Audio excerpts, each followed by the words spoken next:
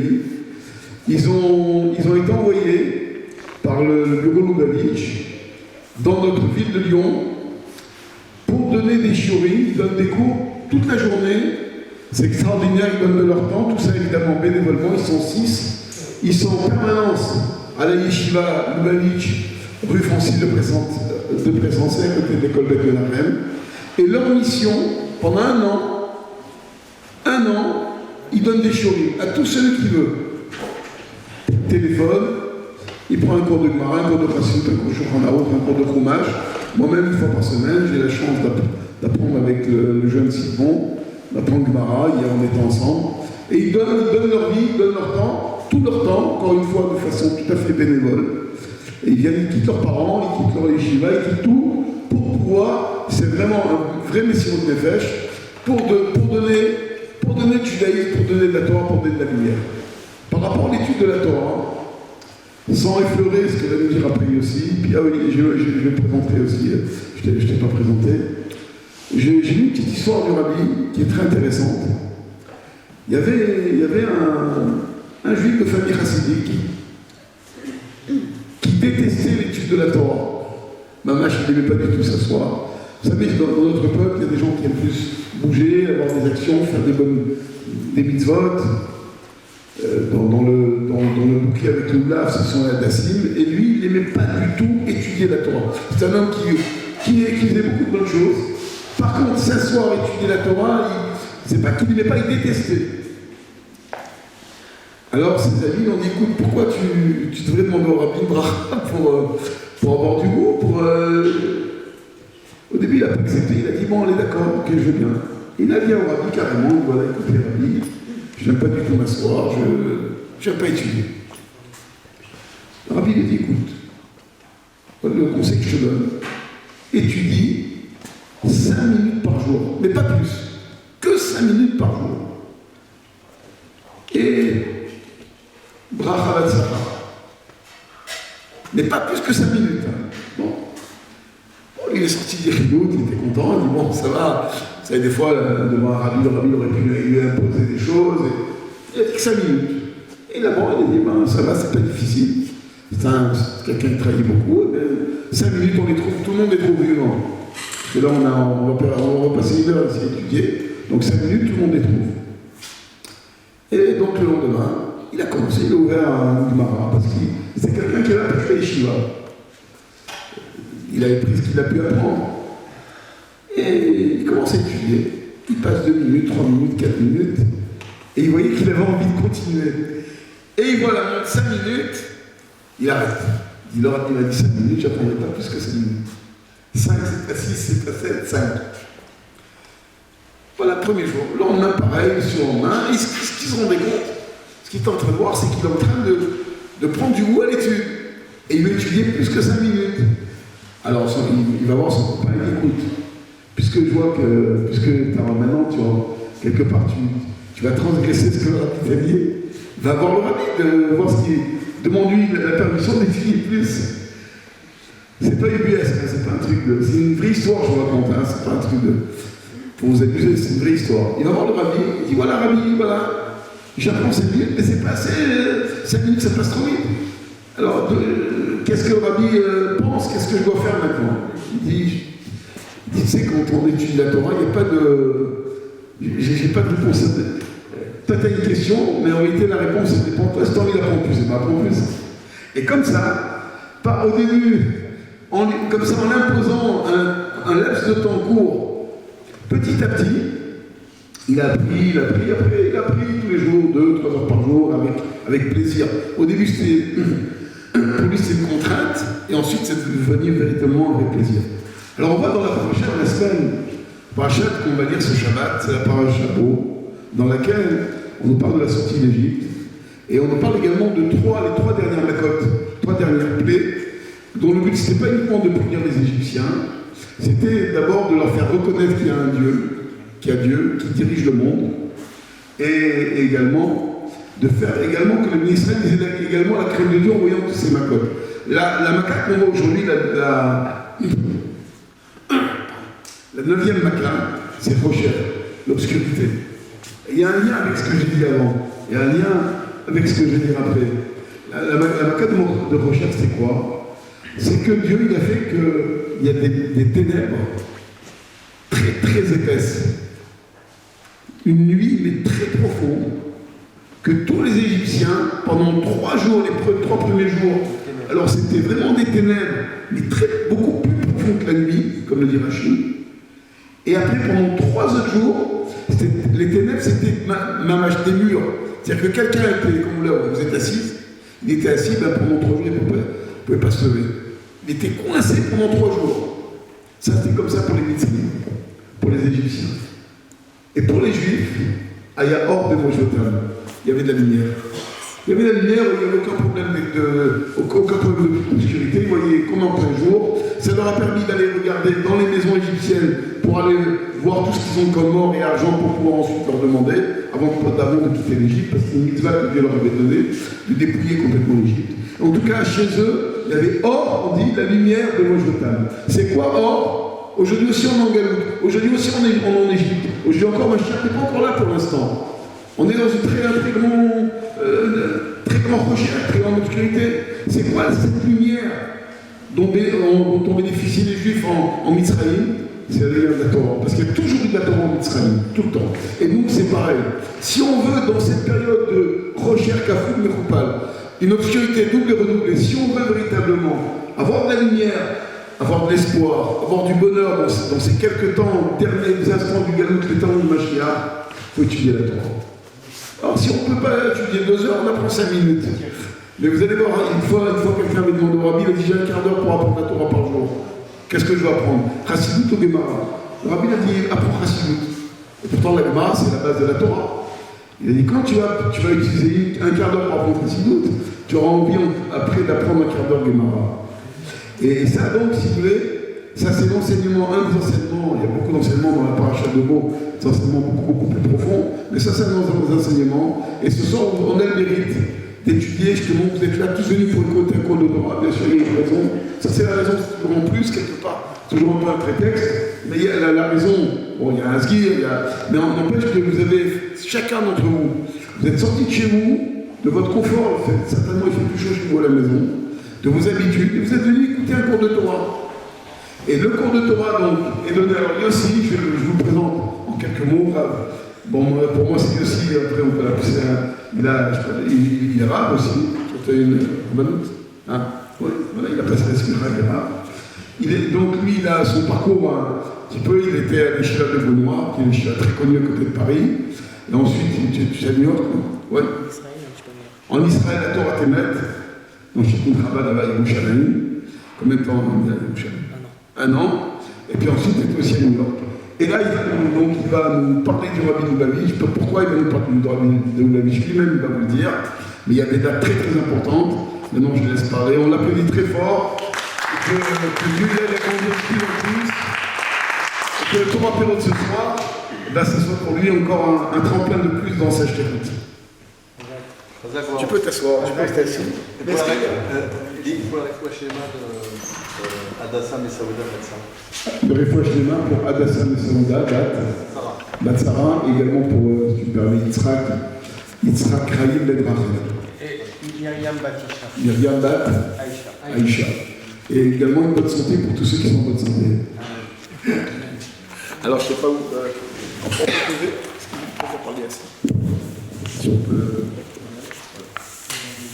On va vous installer. Ça c'est un verre d'eau, mais tu peux voir un peu de mâcher si tu veux. Alors en attendant de m'installer, je vais vous raconter une petite histoire. C'était à Hanouka, on était à la maison, j'étais avec tous mes enfants, au Hachem, on allumait la Hanoukia et j'entends sonner à l'interphone. Alors je dis à ma femme, il y a quelqu'un qui doit venir? Elle me dit non. Je dis bon. Alors je fais, qu'est-ce que je fais? C'est pas grave, on va terminer la prière et on ira voir après qui c'est. Bon. On a fini la prière. Ensuite, je suis allé et je réponds à l'interphone et on me dit vous êtes juif? Je dis oui. Vous pouvez nous ouvrir? On vient pour vous souhaiter Hanouka. Je dis bon, super. Donc j'ouvre l'interphone. Je vois 2 jeunes gens qui arrivent devant chez moi à la porte. J'ouvre la porte et je vois ce monsieur et ce monsieur-là. Et je vois ces 2 jeunes-là qui sont venus. Ils font toutes les Hashem, ils vont taper à toutes les portes quand ils voient un nom de juif sur la porte, juste pour aller leur souhaiter un joyeux Hanouka. J'ai trouvé l'acte magnifique, voilà, magnifique. Et ils m'ont dit, vous ne connaissez pas notre juif dans l'immeuble, au cas où, alors je vais donner une info comme ça, et j'ai dit, il y a un juif là-bas, il habite au premier à gauche, deuxième à droite, voilà. Et donc ils font comme ça, et ils donnent beaucoup de joie et de bonheur aux gens qui sont malheureusement un peu loin de la Torah. Et voilà, je voulais vous raconter cette petite anecdote, parce que c'est une petite entrée en matière, pour vous expliquer un petit peu la mission du Rabbi. Voilà.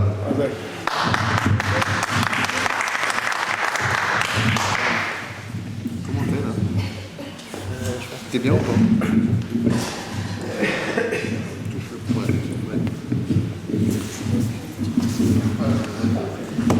On est bon ou pas? C'est ça qui Non mais il est cassé. C'est bon là. je tiendrai la main, je pas. Non mais c'est bon, je tiendrai la main, c'est pas grave. Ce sera plus simple. Merci. Bonsoir à toutes et à tous. Pour moi c'est un honneur de venir vous parler. Donc d'abord on va dire un petit Lechaim. Amen. Chaim Ibracha. Lechaim Bracha, donc que ce soit pour l'élévation de l'âme de tous ceux qui ont été cités, pour le mérite de tous ceux qui ont été cités, et ainsi que pour la guérison de tous ceux qui ont cités auparavant. Donc j'aimerais d'abord exprimer c'est ça que je suis impressionné de voir tant de personnes qui consacrent leur soirée pour écouter un cours de Torah. Ça me renforce beaucoup à moi aussi de voir cette abnégation, cette volonté de vouloir écouter un cours de Torah. Donc merci à vous de m'avoir invité ici pour pouvoir moi-même apprendre de vous. Donc pourquoi est-ce que j'ai décidé de parler du Rabbi, etc. et des tzadikim en général, quel est leur but? Sans micro, peut-être c'est mieux, non? Peut-être sans micro. Peut-être sans micro, bon. Vous entendez bien comme ça? Ouais. Oh, c'est bon, je vais parler sans micro, vous entendez? Un peu fort. Pas fort. Ok, bon, je lèverai un peu la voix. Sur ça, mon copain pour témoigner que je me débrouille bien. Bon, alors j'ai décidé de parler du Rabbi et des tzadikim en général.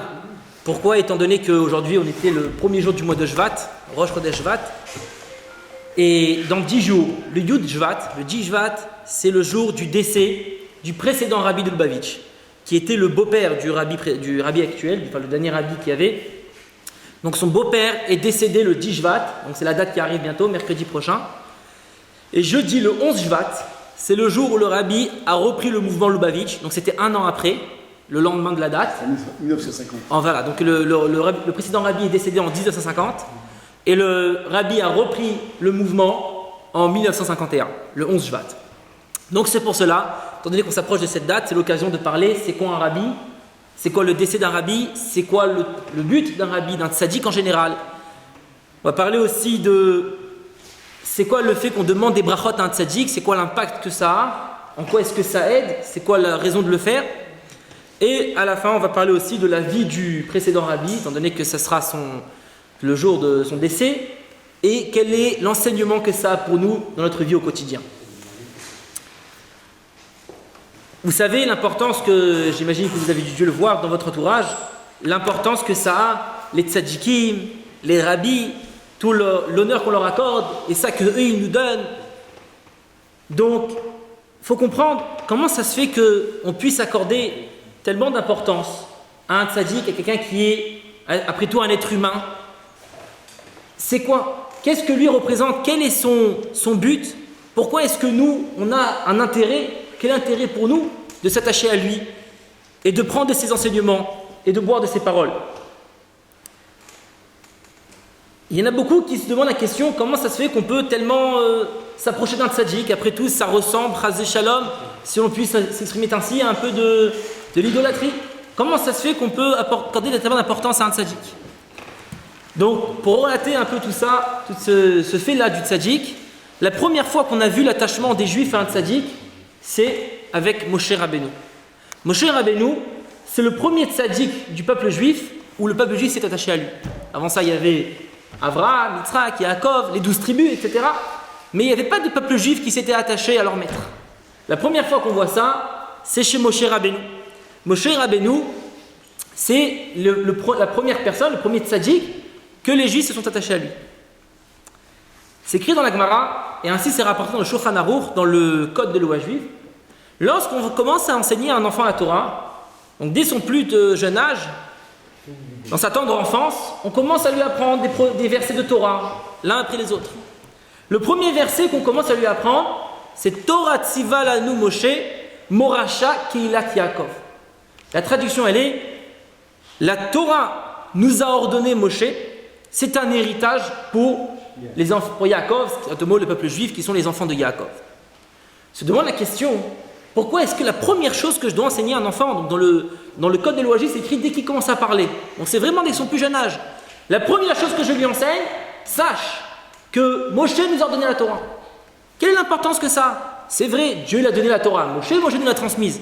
Mais quelle est tellement l'importance de savoir à ce que la Torah a été donnée à travers Moshe? Tu me dis que la Torah a été donnée par Dieu, donc je comprends, c'est important de savoir d'où elle vient la Torah, la sainteté de la Torah. Mais comme... Voilà, donc c'est vrai qu'il a été désigné, mais pourquoi est-ce que c'est la première chose qu'on enseigne à un enfant? Je comprends que c'est important, attends qu'il grandisse un petit peu, qu'il élargisse un peu ses connaissances. Dès le début, on l'enseigne, les premiers mots qu'on lui dit, c'est Torah Tziva Lanu Moshe. Moshe nous a ordonné la Torah. Pourquoi est-ce qu'on accorde tellement d'importance à un être humain? Seulement, on va expliquer plus longuement dans la suite du cours, mais de là on voit l'importance que la Torah veut nous faire savoir. Tu as une Torah, mais cette Torah-là, elle est passée à travers un tzaddik. À travers ce chef du peuple juif, la Torah est passée à travers lui, et c'est lui qui nous l'a enseignée. Certes, c'est la Torah d'Hachem, mais elle est passée par ce tzaddik-là. Et c'est important que l'enfant sache, on va comprendre pourquoi par la suite, c'est important que l'enfant sache que cette Torah-là est passée à travers ce tzaddik, et c'est ce tzaddik-là qui nous l'a transmise. C'est écrit dans le Mechilta. Dans le Mechilta, c'est un des commentaires des Midrashim, des commentaires qu'il y a sur la Torah. Il relate le verset suivant, qu'on va lire la semaine prochaine, au moment de la traversée de la mer Rouge, lorsque les Juifs sont arrivés devant la mer Rouge, et Dieu leur a ouvert la mer Rouge, donc ils ont traversé. Ils ont vu la grandeur du miracle.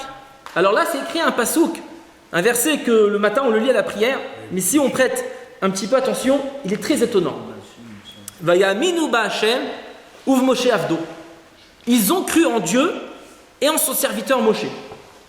A priori, si on réfléchit 2 minutes à cette phrase assez anodine, c'est très dur de comprendre comment est-ce qu'on peut faire cette juxtaposition entre Dieu, la foi en Dieu, donc ils ont cru en Dieu, et Moshe avdo et en serviteur Dieu, en serviteur Moshe.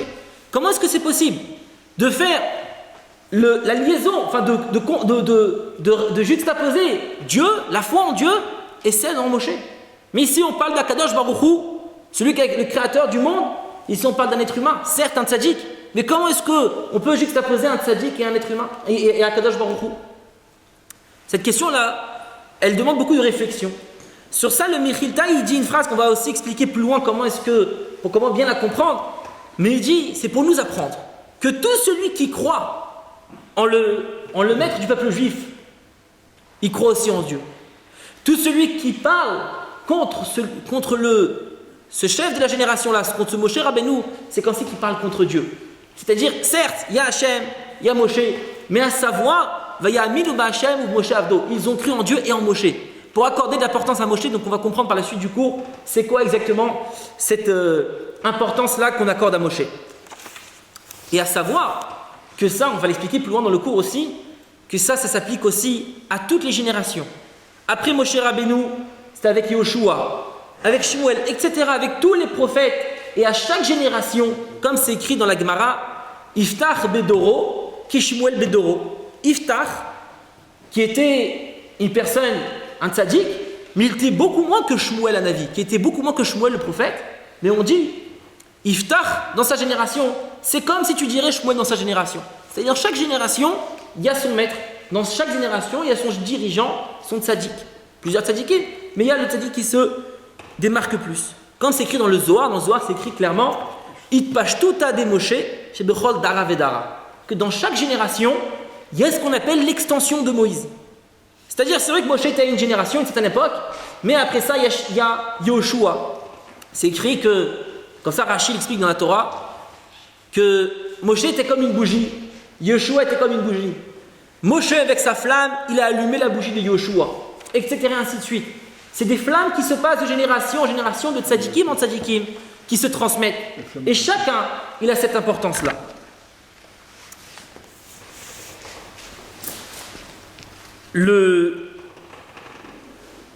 Pour bien comprendre cela, on va comprendre un peu c'est quoi le fonctionnement. On sait très bien que chaque juif, il a une âme. Une âme divine, telle que c'est écrit Nefesh Elokit. Donc là, on va rentrer un peu dans une explication assez profonde, mais qui est fondamentale pour connaître un peu c'est quoi la composition du juif et du peuple juif en l'occurrence. Chaque juif, il a une âme. Donc, il a un corps matériel, il a une âme qui le fait vivre.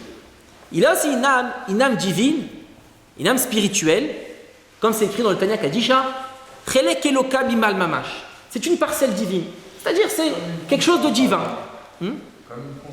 Exactement. Donc, exactement. Donc, c'est une parcelle divine, c'est une étincelle, on va dire, de Hachem, en quelque sorte, qui vient chez le juif qui le fait vivre. Et cette parcelle-là, c'est la Nefesh Elokit, c'est l'âme divine que le juif, il a en lui. Et c'est ça qui le fait juif. Donc, un goy, un non-juif ne l'a pas. Nous, les juifs, on a cette âme-là. Quelqu'un qui se convertit, il acquiert. Donc, c'est ça qui le fait juif. Maintenant, dans les âmes divines que les juifs ils ont, elles proviennent tous du même endroit. Elles proviennent tous de chez Hachem. Chaque Kadosh Baruch Hu, Dieu c'est lui qui envoie les âmes. Donc elles ont toutes la même source. Mais lorsqu'elles descendent ici, dans ce monde, pour s'habiller dans des corps, alors là, il y a des parcours différents. Il y a des âmes qui descendent plus bas, qu'elles baissent de leur niveau. Donc elles viennent toujours de la même source, mais elles baissent de leur niveau. Et il y a des âmes plus spirituelles qui gardent leur impact et leur intensité tels qu'ils étaient en haut, mais ici-bas. C'est-à-dire que c'est des âmes, en l'occurrence les âmes des tzadikim, des justes, que leur âme brille de façon éclatante, même ici-bas. Elle n'a pas été touchée, elle n'a pas reçu un impact par le fait qu'elle est descendue ici-bas. Elle a gardé sa totale spiritualité.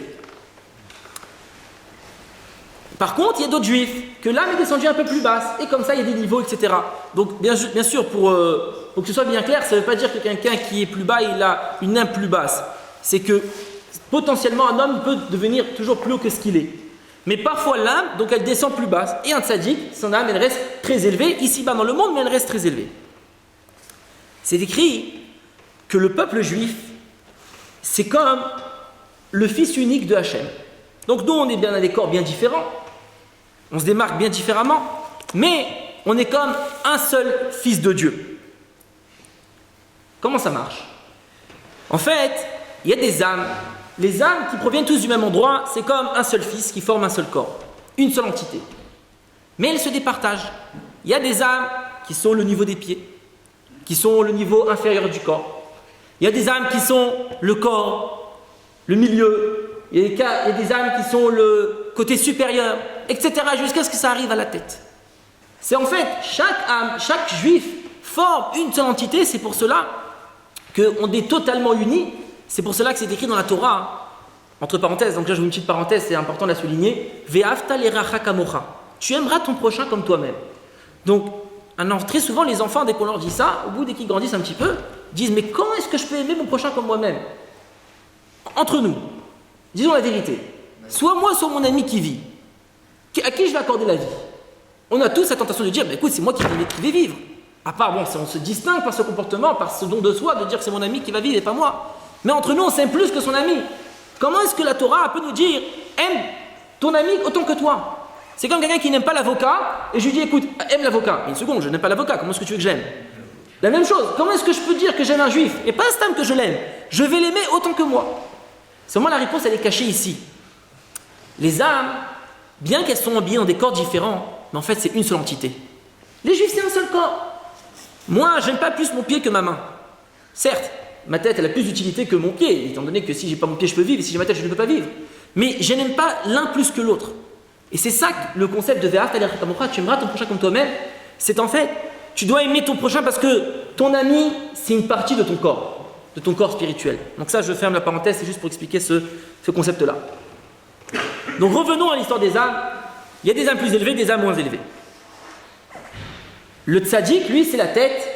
C'est celui où là-bas se trouve toute la vitalité. Vous savez, l'homme, dans sa tête, dans son cerveau, c'est là où se trouve toute sa vitalité, la vitalité qui le fait vivre dans son corps. C'est pour cela que chas v'shalom, que Dieu nous préserve, que ça ne se produise pas sur le peuple juif, mais ceux qui ont des AVC, souvent ils perdent certaines facultés du corps, jusqu'à même chas v'shalom, qui te se montrent, parce que dans le cerveau, dans la tête, se trouve la totalité de la vitalité de l'homme. Et après, de la tête, elle se dispatche dans tout le corps, par des neurones, etc. Ça, à travers tout le corps, elle va se déployer. De la même façon, le tzaddik, lui, va donner la vitalité, il va donner de la vitalité à tout le peuple juif. Ça s'appelle la chayut. Pour bien comprendre cela, on a donné l'exemple que le peuple juif, c'est le fils de Hachem, le fils de Dieu. Vous savez, un enfant, il est naturellement, à part des cas exceptions, donc c'est l'exception qui confirme la règle, mais un enfant est naturellement attaché envers son père.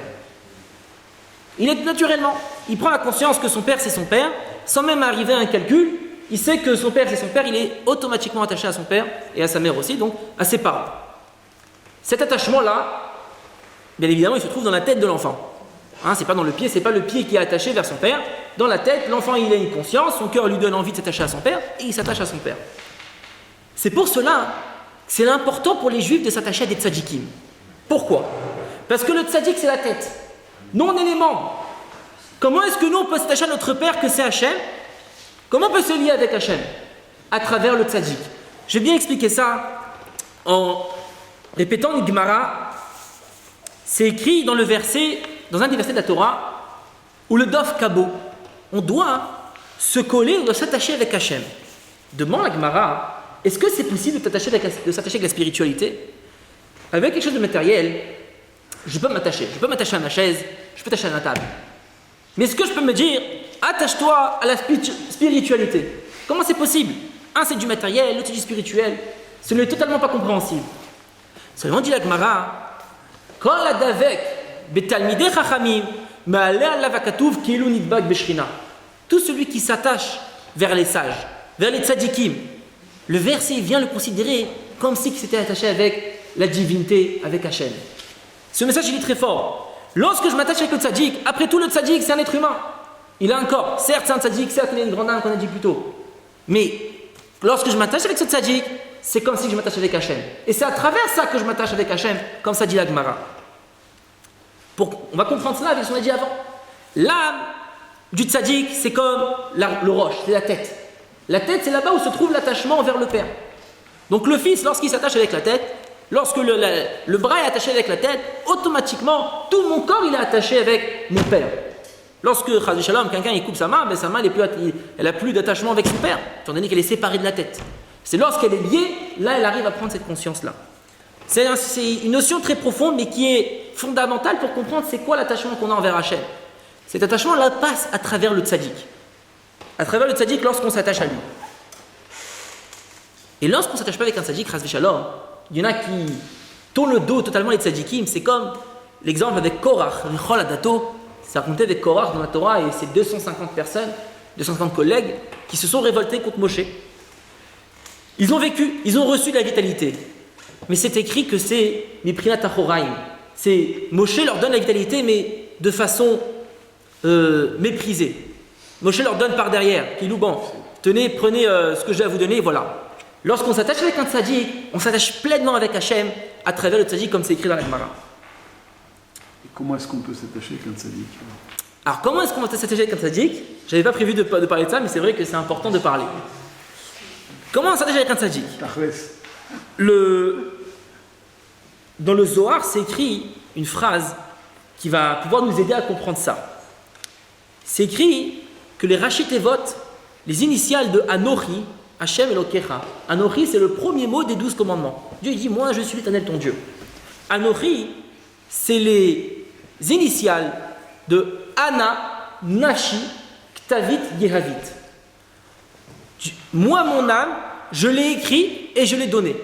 Ça, c'est écrit dans le Zohar. Dieu, il dit, Anochi, Hachem Elokecha, moi je suis l'Éternel ton Dieu. Dieu, il te dit, Ana, moi, Nashi, mon âme, Ktavit, je te l'ai écrit dans la Torah, Yehavit, et je te l'ai donné. C'est-à-dire que une façon de s'attacher avec Hachem, c'est à travers l'étude de la Torah. La même chose, pour s'attacher avec un tzaddik, c'est écrit, c'est en étudiant sa Torah, en étudiant ses enseignements. Parce que lorsque quelqu'un, il met le tzaddik, lorsqu'il écrit, c'est pas qu'il écrit une théorie et bon, c'est comme une fois j'ai entendu quelque chose qui va bien pouvoir illustrer tout ça. Il y a un professeur d'une université en Israël, il a fait toute une conférence pour prouver, on parle de quelqu'un qui n'est pas du tout pratiquant, il a fait toute une conférence pour prouver comme quoi Dieu existe et c'est Dieu qui a donné la Torah. Intellectuellement, il expliquait ça de façon parfaite. Les élèves, ils étaient époustouflés. Quelques temps plus tard, un des élèves le voit qui mange dans un restaurant pas cachère. Donc il transgresse vraiment un ordre de la Torah de manger cachère. Il dit à son maître, je ne comprends pas, professeur, vous nous avez fait tout un cours, etc. Il fait alors, dans la théorie ça peut exister, mais moi je le vis différemment. Chez un tzaddik, c'est pas ça. La Torah, quand un tzaddik il écrit un enseignement, il n'y a pas le tzaddik, lui il est de côté, et il y a l'enseignement qu'il a donné à tout le monde pour lire ce qu'il avait de beau à écrire. C'est pas un article d'un journal. Un tzaddik écrit quelque chose, il se met à l'intérieur, il s'habille dans ces enseignements-là qu'il écrit. Et c'est à travers, en étudiant, à travers l'étude de ces enseignements, qu'on peut s'attacher à ce tzaddik-là. Donc comme ça répond une partie de comment s'attacher avec le tzaddik. Une deuxième partie, c'est en accomplissant ces enseignements. Évidemment, s'il dit de faire ça et on ne le fait pas, ça ne va pas ensemble. Un tzaddik, lorsqu'on s'attache avec ses enseignements, on adopte son comportement, on essaye de tracer son chemin et celle de ses descendants dans le chemin du tzaddik. C'est comme ça qu'on s'attache pleinement au tzaddik. Ça, c'est pour répondre à la question. Le tzaddik, il a une prise de conscience de l'existence de Dieu totalement supérieure que notre prise de conscience à nous. Il y a une parabole qu'on donne à ce sujet qui est très marquante et il faut bien la comprendre. Une fois à l'époque d'un Paritz, donc bien sûr c'est une parabole, ça n'existe pas, mais on raconte une histoire comme ça. Il y avait un Paritz qui avait décrété des taxes et des impôts très très chers sur les personnes de son territoire. Et il y avait une famille qui ne respectait pas, qu'ils n'avaient pas les moyens, donc ils n'arrivaient pas à respecter le paiement de ces taxes. Le Paritz a décidé, vous ne payez pas, vous allez être jetés au puits. Donc ils sont jetés dans un puits profond, qui ne voient même pas la lumière du jour, et comme ça la famille elle est jetée là-bas. Et tous les jours, il vient leur donner à manger et à boire. Il y a un petit trou qui s'ouvre, il y a un peu de lumière qui rentre, il leur donne à manger et à boire et il referme le puits. Okay, donc bien sûr c'est une parabole, c'est juste pour bien comprendre. La famille qui habite à l'intérieur, ils ont des enfants. Non, les enfants, ils n'ont jamais été à l'extérieur, ils ne connaissent pas comment c'est le monde. Mais les parents ils leur disent, sachez les enfants, à l'extérieur il y a un monde, c'est totalement différent. Là-bas c'est un plaisir de vivre, il y a de l'agriculture, il y a de la vie, il y a plein de personnes qui habitent dans ce monde, il y a des maisons, etc. C'est très sympa. Alors, l'enfant, lui, il croit à son père, mais il ne l'a jamais vu. Et la même chose, ses parents, ils meurent, l'enfant, il a des enfants, et là, il dit encore à ses enfants, vous savez, mes parents, ils m'ont raconté, comme quoi il y a un monde à l'extérieur. Maintenant, tous les jours, ils voient le petit trou s'ouvrir avec le pain qui rentre et de l'eau, mais ils ne savent pas le monde extérieur. Ils voient tous les jours un petit trou. Donc là, chez les petits enfants, il y a plusieurs façons d'interpréter ce que leurs parents disent. Il y en a qui vont dire, ok, je crois, je fais confiance à mes parents. Il y en a qui vont dire, c'est même logique, une seconde, c'est comme ça se fait que ça s'ouvre tous les jours et ça vient. Il y a bien quelque chose qui se passe. Donc, l'enfant intelligent, il va croire à ses parents, donc c'est le petit-fils, on parle, il va croire à ses parents, il va dire, c'est vrai, j'accepte cette façon de voir les choses, comme quoi il y a un monde à l'extérieur. Et il y a un autre fils, moins intelligent, il va dire, mais non, c'est n'importe quoi. Moi, je l'ai vu le monde, non, je ne l'ai pas vu, ça n'existe pas, c'est n'importe quoi.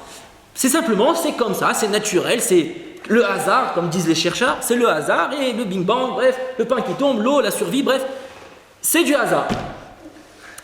Là, vient une personne, tout fraîchement, il arrive de l'extérieur, il rentre dans le puits. Il était jeté dans le puits, à l'instant même. Et il explique aux petits-enfants, donc ni les enfants ni les petits-enfants, ils ont vu le monde extérieur, c'est juste les enfants croient vos grands-parents, et les petits-enfants, il y a un désaccord. Lui vient et dit, qu'est-ce qu'il y a, vous croyez qu'il n'y en a pas? Mais moi j'étais à l'extérieur, moi je l'ai vu de mes propres yeux, jusqu'à il y a 2 minutes j'étais encore là-haut. Et les enfants ils voient qu'il est tellement convaincu que eux-mêmes ils finissent par être convaincus. C'est quoi cette parabole? C'est le concept du tzaddik. On habite dans un monde où on peut facilement croire que Dieu n'existe pas. Ou bien non, peut-être pas que Dieu n'existe pas, mais Dieu ne gère pas tout. Vous savez, l'argent, le business, c'est plutôt Wall Street qui va gérer. Dieu il a laissé ça. Non. On peut souvent croire ça parce qu'on capte mal, on a du mal à comprendre c'est quoi la divinité, c'est quoi Kadosh Baruch Hu, comment est-ce que Dieu gère le monde. Dans chaque génération, Dieu il envoie des tzadikim.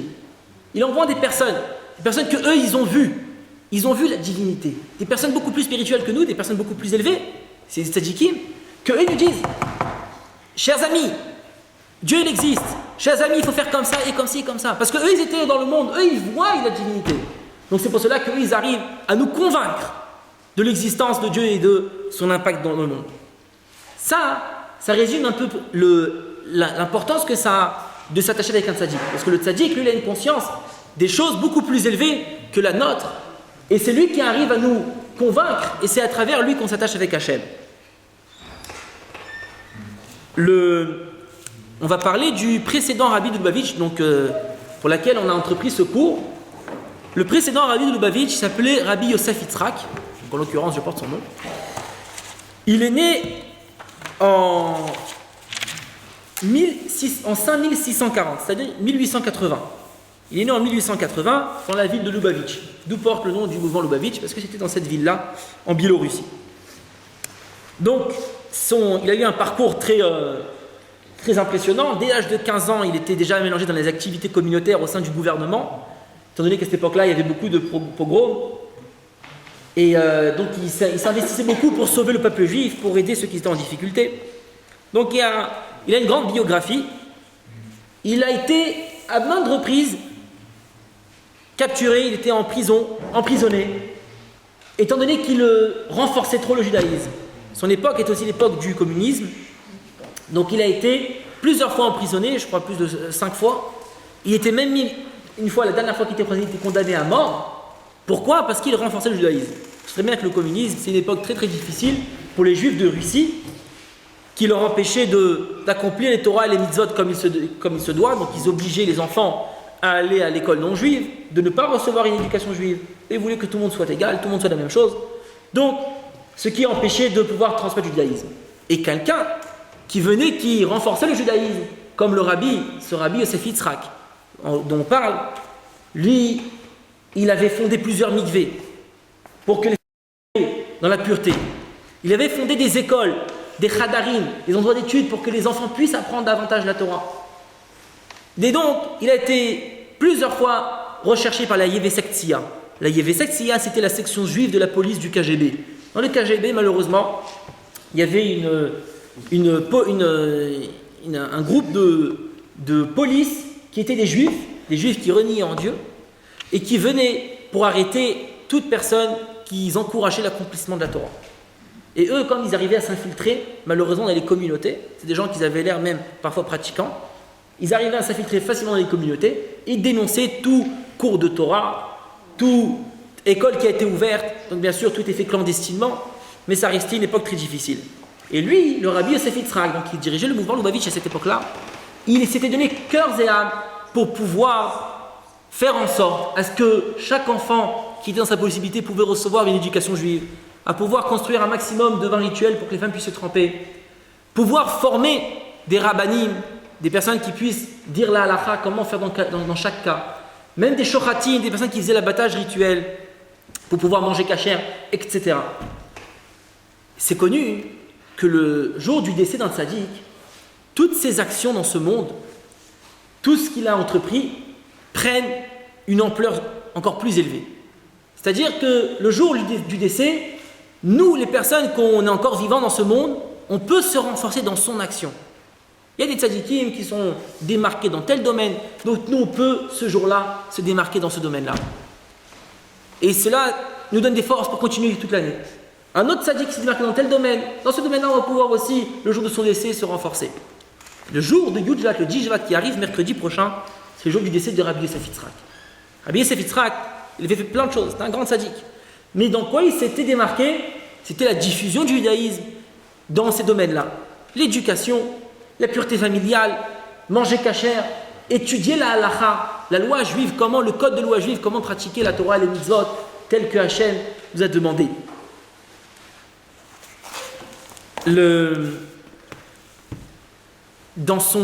Vous savez, il écrivait des textes, souvent, des ma'amarim, on appelle ça des textes d'études.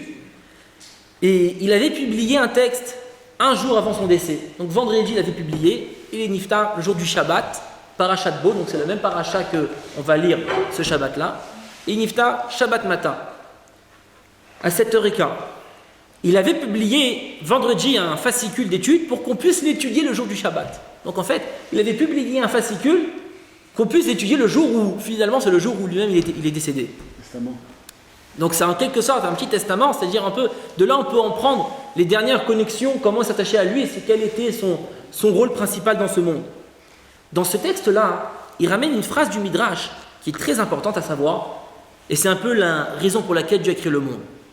Dans le Midrash, il est écrit, pourquoi est-ce que Dieu a créé le monde? Dieu les a dans un monde, il les a des êtres humains, excusez-moi du terme, mais des petits pions, qui s'amusent, chacun se chamaille pour son problème, et l'un il fait telle chose et l'autre telle chose. Pourquoi est-ce que Dieu a créé un monde? C'est écrit, Nitava akadosh baruchu liyot lo yitbarech dira betartonim. Dieu il voulait qu'il ait une demeure ici-bas dans ce monde. Il voulait que même dans la matérialité, même dans les endroits où c'est difficile, où les tentations sont grandes, où les difficultés sont énormes, un juif qui accomplit une mitzvah, un juif qui étudie la Torah, là il fait venir Hachem dans ce monde. Il dit Hachem, viens, je te fais une place, viens dans ce monde. Il étudie encore un mot de Torah, encore une mise de tefillin, encore une bougie de Shabbat allumée, c'est encore plus de divinité qui vient dans ce monde. C'est ça que Kadosh Baruch Hu voulait, comme ça il écrit le Midrash. Dans cette phrase-là, que Dieu, donc je vous dis la traduction, la phrase elle est que Dieu a voulu avoir une demeure ici-bas. On voit quelques mots, trois mots qui signifient beaucoup de choses. La première, c'est faire une demeure pour Dieu. Pour Dieu, c'est-à-dire pour son intérêt à lui et non pas pour le nôtre. Il faut savoir que donc on fait Torah au mitzvot, on ne fait pas pour recevoir des récompenses. Certes, Dieu a promis des récompenses, on les recevra, mais on ne le fait pas pour les récompenses. Nous, on fait parce que Dieu a demandé. Donc on fait la demeure pour Dieu, pas pour nous. On fait que Akadosh Baruch Hu puisse se déployer dans ce monde. La deuxième chose que s'écrit, une demeure. Vous savez, une demeure, c'est pas un abri de fortune. On habite provisoirement pour les réfugiés syriens. C'est une demeure fixe. Une demeure, c'est une maison, une bâtisse, c'est un endroit où, de façon fixe, on peut demeurer. La même chose, oui. Pas précaire. Pas précaire, voilà, de façon pas précaire et pas provisoire. C'est-à-dire c'est de façon fixe. Ensuite, c'est écrit ici-bas. Qu'on fait une demeure ici-bas dans le monde, c'est-à-dire quoi ici-bas? C'est pas simplement dans le monde, mais on va rester dans l'étude de la Torah, coincé dans l'étude de la Torah. Non, c'est ici-bas, c'est-à-dire que l'accomplissement des mitzvot, vous savez, par exemple, les téphilines. Les téphilines.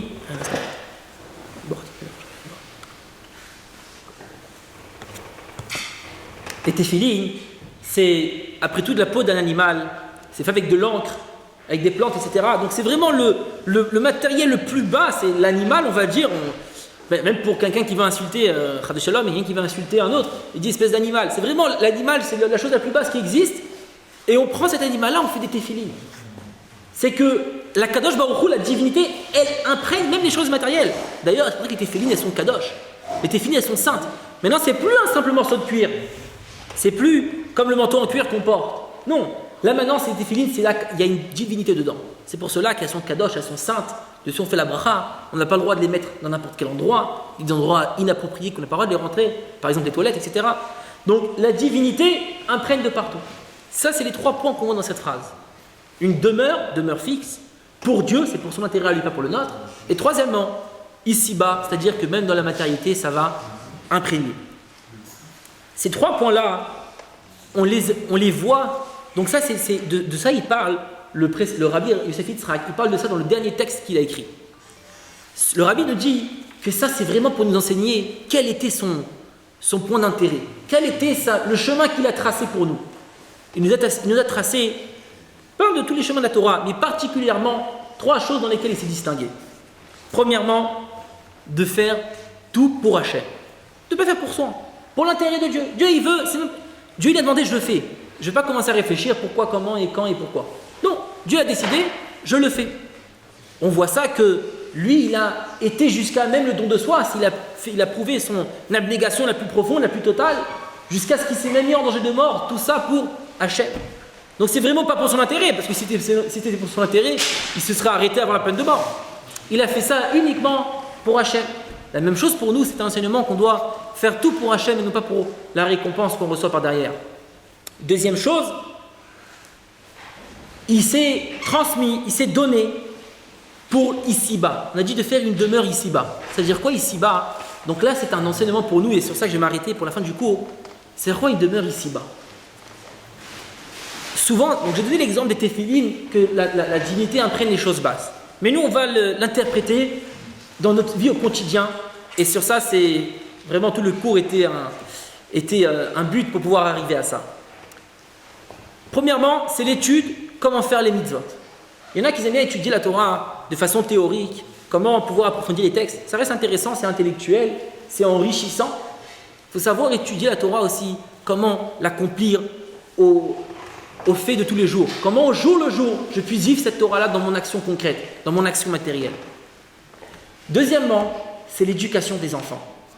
Vous savez, dans l'éducation des enfants, on a tendance à croire que enseigner la Torah à quelqu'un de 20, 30 ans, quelqu'un qui est un intellectuel, quelqu'un c'est enrichissant d'apprendre avec lui, c'est intéressant.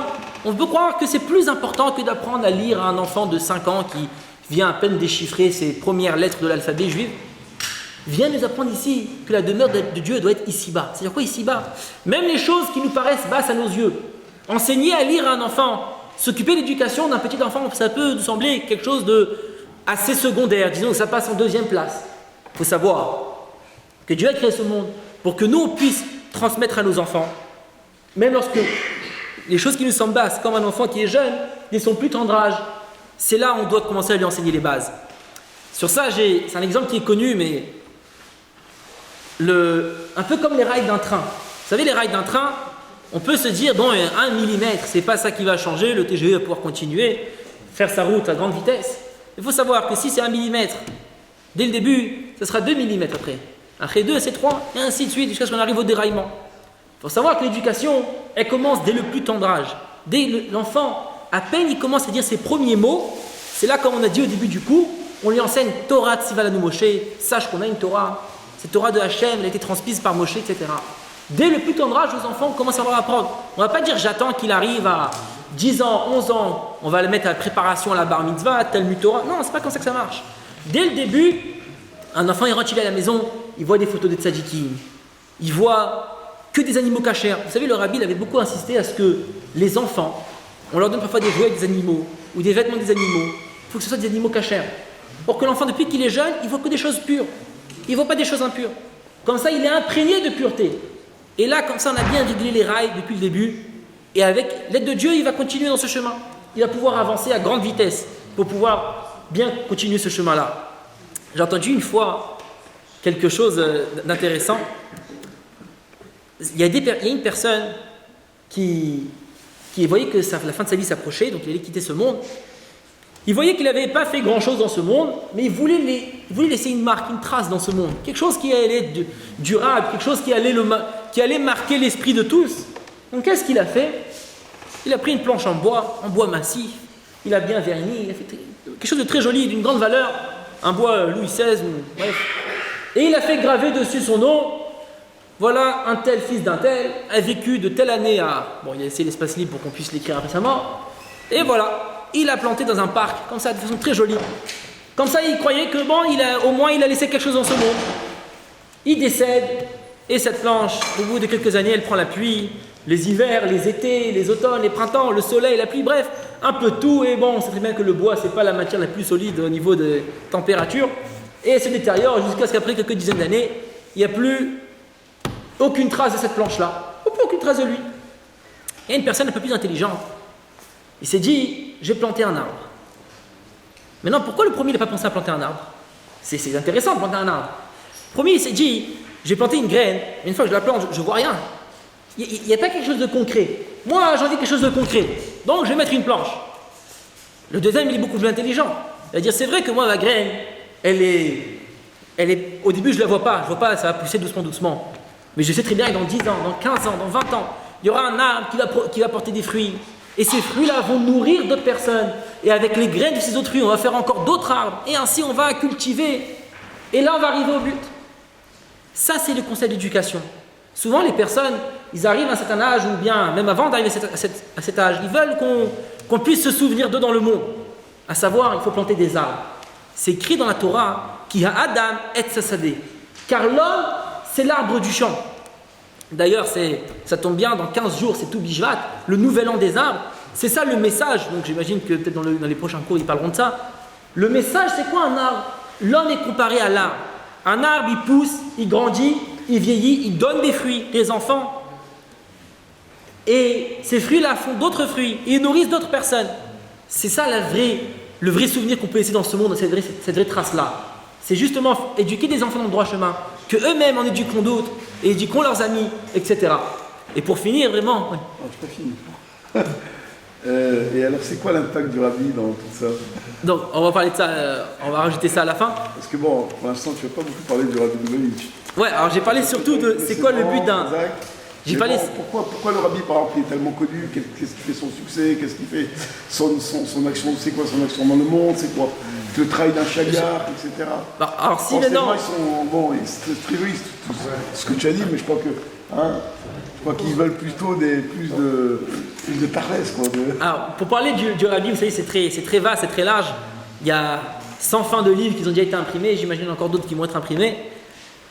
Pour raconter une petite histoire sur le rabbi, une fois il y avait un grand scientifique qui a rencontré le rabbi. Mais vous savez très bien que le rabbi, il avait de vastes connaissances dans les sciences profanes. Et à chaque fois qu'il parlait avec le rabbi, il le rencontrait à maintes reprises. Et à chaque fois qu'il le rencontrait, il était impressionné de ses vastes connaissances. Et il profitait beaucoup du rabbi. Mais il disait, il y a un seul défaut.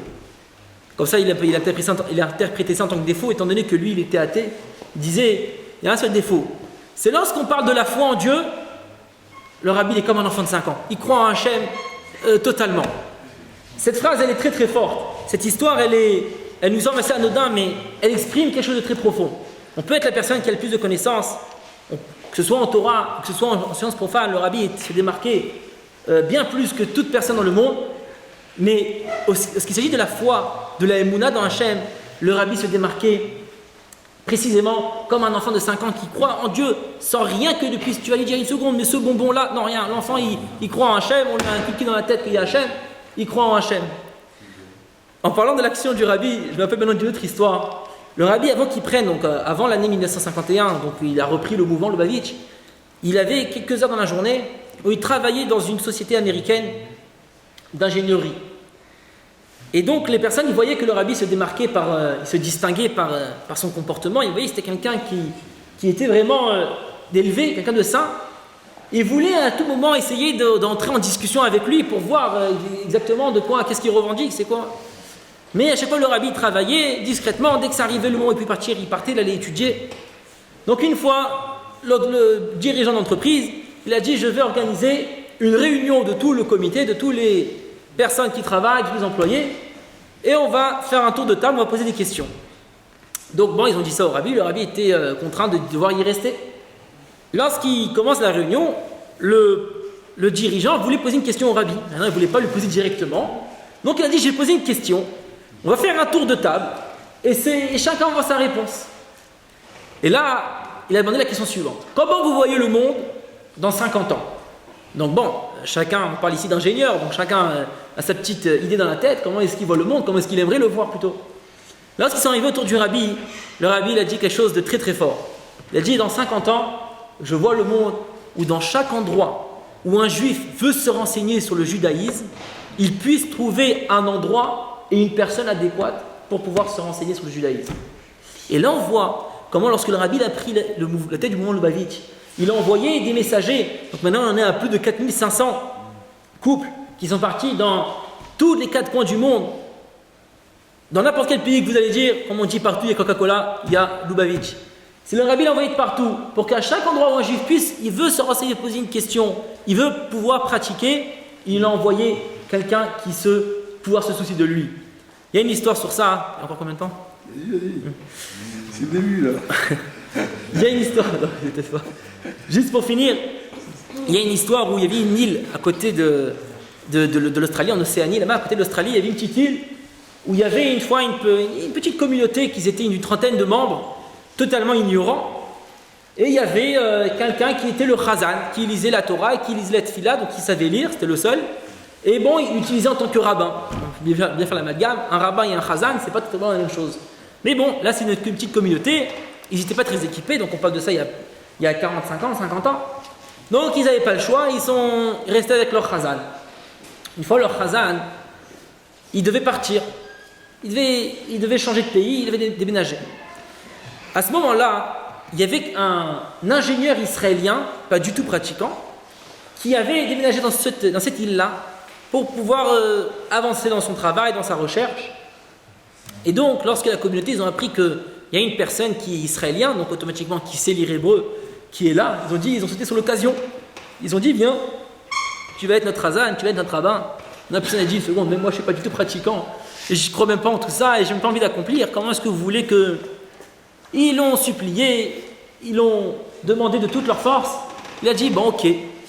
Il a accepté. Donc bien sûr, lui, il a fait ça pas en tant que service religieux. Il s'est dit, bon, je vais rendre service à des pauvres gens, je suis leur seul recours, leur dernier recours.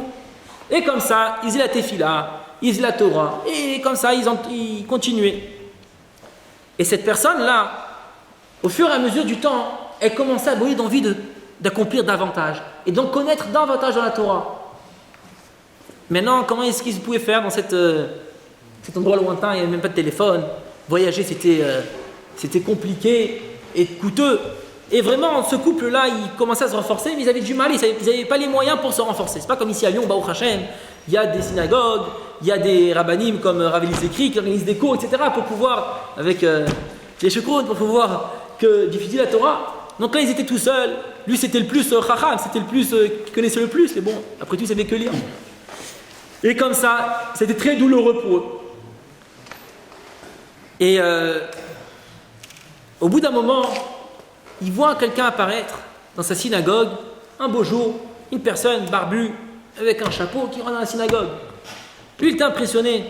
Il a cru pour le Messie. Comment vous êtes venu? Moi, j'ai besoin de quelqu'un maintenant pour qu'il m'enseigne la Torah. Et franchement, je vois quelqu'un qui est un tzaddik. Il dit, venez à la maison, je vous invite. Pendant quelques jours, ils sont restés là-bas. Et ce rabbin-là lui a donné les livres nécessaires pour pouvoir comment savoir accomplir. Il lui a appris les bases. Pour vous montrer à quel point ils étaient ignorants, ils faisaient même la chazarat hashatz pour la tefila de Harvit. Vous savez, à Shacharit et à Mincha, on fait 2 fois la mida. Le chazan, il répète 1 fois la mida. Là-bas, ils faisaient même ça à Harvit. Ils étaient tellement ignorants qu'ils ne savaient même pas comment la tefila, c'était quoi l'ordre. Et bon, cette personne-là, elle est retournée en Australie, donc le rabbin est retourné en Australie, et cette personne-là, elle a commencé à accomplir davantage, et en restant là-bas pour les aider.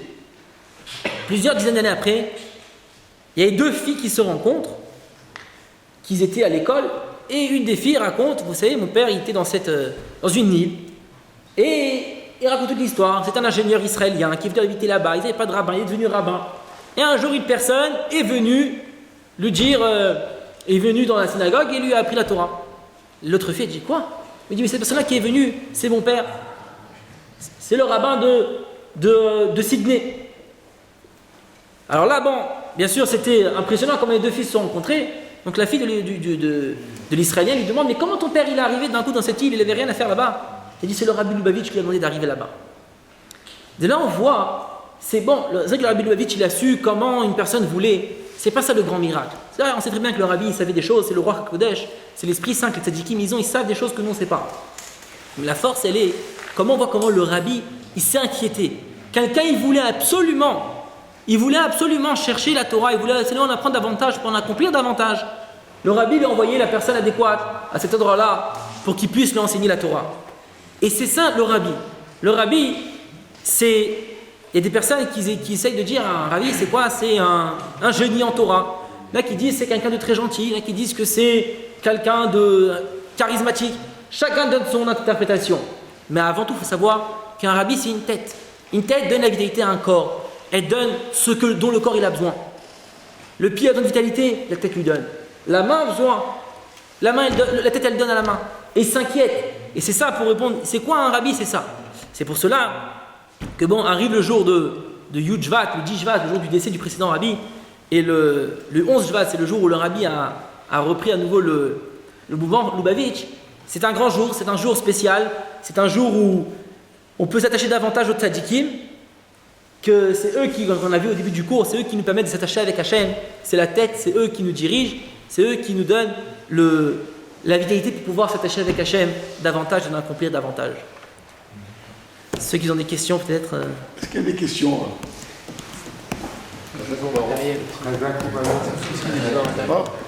Par rapport au Ignat de Mashiach. Oui. Parce que bon, on sait que le rabbi a beaucoup œuvré pour que Mashiach arrive, soit là. Où est-ce qu'on en est? Alors, cette question-là, je dirais Chaim d'abord. Chaim. Est-ce qu'on est proche? Est-ce que... Le rabbi a dit que ce qui est sûr, c'est que la Géoula, la délivrance est imminente. Maintenant, tout cela dépend de notre comportement. C'est écrit dans le Rambam, dans l'un des 13 fondamentales, les 13 fondements du judaïsme, c'est de croire en la venue du Mashiach. Et pas seulement de croire. Et même s'il tarde, sa venue tarde, je vais croire en chaque jour qu'il va venir. Comme on dit dans la Tfila, Kivinu Kolayom. Vous savez, dans la prière, il y a 19 bénédictions dans la Mida. Il y en a 7 qui parlent de la Géoula. Vous savez à quel point, vraiment, dans la Tfila, c'est rempli. Si on comprend un peu le texte, on voit vraiment ça parle beaucoup de la délivrance imminente. Dans la Tfila, c'est écrit Kivinu Kolayom. Car à ta délivrance, en parlant de la délivrance qu'il y aura très bientôt, Kivinu Kol Hayom. On attend Kol Hayom toute la journée. C'est pas écrit tous les jours, c'est écrit toute la journée. Toute la journée, c'est-à-dire c'est pas tous les jours, bon, je vais penser, ma chère Harry. C'est à chaque instant de la journée, on doit penser à sa venue. Le rabbi dit qu'à notre époque, à chaque fois qu'on accomplit une mitzvah, on doit penser à ça que j'accomplis une mitzvah, pourvu que c'est ça qui va faire pencher la balance vers le côté où ça fait venir Mashiach, où les souffrances vont arrêter. Et donc, le rabbi a dit que la délivrance est imminente, mais tout ça est entre nos mains. Comment accomplir? Certes, le rabbi a dit que ce retard est incompréhensible. C'est inexplicable le retard qu'il y a à notre époque-là. Il y a une anecdote très sympa qui est racontée à propos du Shpoler Zeidé. C'est un grand tzaddik qui vivait en Russie, et une fois il a dit que lorsque Mashiach va arriver, donc tous les juifs vont vouloir venir lui serrer la main, il y aura une grande queue pour le rencontrer. Il dit, moi je vais venir en dernier. Pourquoi? Parce que comme c'est rien d'important, donc le Mashiach va lui dire, pourquoi tu es venu en dernier? Pourquoi tu es venu tellement tard? Shpoler Zeidé, il dit, c'est comme ça, je vais lui répondre, et toi, pourquoi est-ce que tu as tellement tardé? C'est-à-dire, il n'y a pas de raison pourquoi est-ce que Mashiach tarde. C'est à nous d'accomplir davantage. Et c'est pas à nous d'essayer de comprendre pourquoi est-ce qu'il tarde. Ce que nous, notre tâche, c'est d'accomplir ce qu'il y a à faire. C'est comme des soldats. On raconte une fois que le tsar russe et le roi de Pologne, ils étaient assis ensemble en train de discuter. Et chacun se vantait de son armée. Chacun disait que son soldat, c'est le meilleur. Alors, le tsar russe et le roi polonais, ils se sont mis d'accord pour que, bon, on va voir, on va tester. Donc le roi polonais appelle un soldat, le tsar russe appelle un soldat. Et le roi polonais il dit à son soldat, saute par la fenêtre. Le soldat polonais dit au roi, ok, roi, si vraiment le roi il veut, je le ferai, mais c'est de comprendre, à quoi ça sert? Pourquoi me tuer pour rien? Si il faut, je le ferai, je suis... Ah, t'es perdu. Pas. Le tsar il appelle un soldat russe, il dit saute par la fenêtre. Ça lui dit par laquelle fenêtre? C'est-à-dire qu'il y a un moment où il ne faut pas chercher à comprendre. Nous, on a des rois, on a Akadosh Baruch Hu on a les livres qui nous disent comment se comporter. On ne doit pas essayer de chercher de comprendre pourquoi est-ce qu'il n'arrive pas. Et s'il devait arriver, il serait venu plus tôt. Et si vraiment il voulait venir, il nous aurait fait signe. Ça, c'est des calculs que le soldat polonais il fait et qu'il est sorti du jeu. Donc, comme le soldat russe, que lorsqu'il s'agit de faire, à partir du moment où on sait que c'est le droit chemin, il faut faire. Et pourquoi est-ce que Mashiach n'arrive? Ça, c'est déjà une question qui est, on va dire, en quelque sorte, une perte de temps. C'est pas ça qu'on doit au pourquoi il arrive en retard. C'est qu'est-ce que je peux faire pour pouvoir rapprocher sa venue. Le rabbi dit que c'est important d'étudier à propos du Mashiach. Il faut étudier des lois, vous savez, il y a des livres entiers qui parlent de Mashiach, parce que c'est ça qui réveille en nous cette envie, c'est ça qui réveille en nous cette soif de la venue du Mashiach.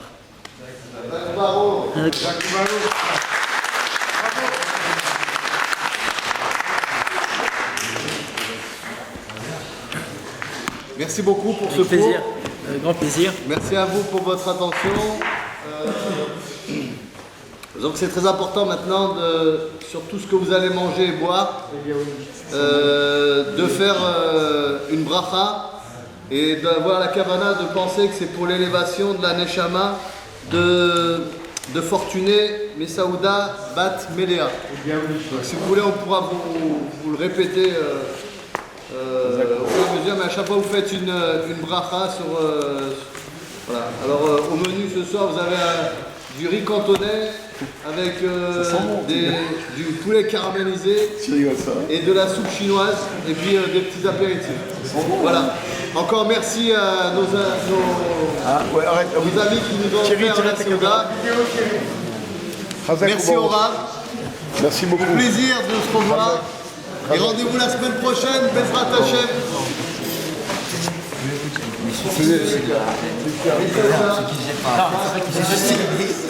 Oui, non, mais là, il s'agit pas. Il s'agit pas de se jeter là. Eh ouais, Hachem il nous a dit il faut pas se suicider. Exactement. Il faut faire ce qu'il a dit. On a notre Koach Hanouka. Doudou, Il y a des lois. comment? Il y a la faute Non, non, non. Mais j'ai pas des dents. donnée.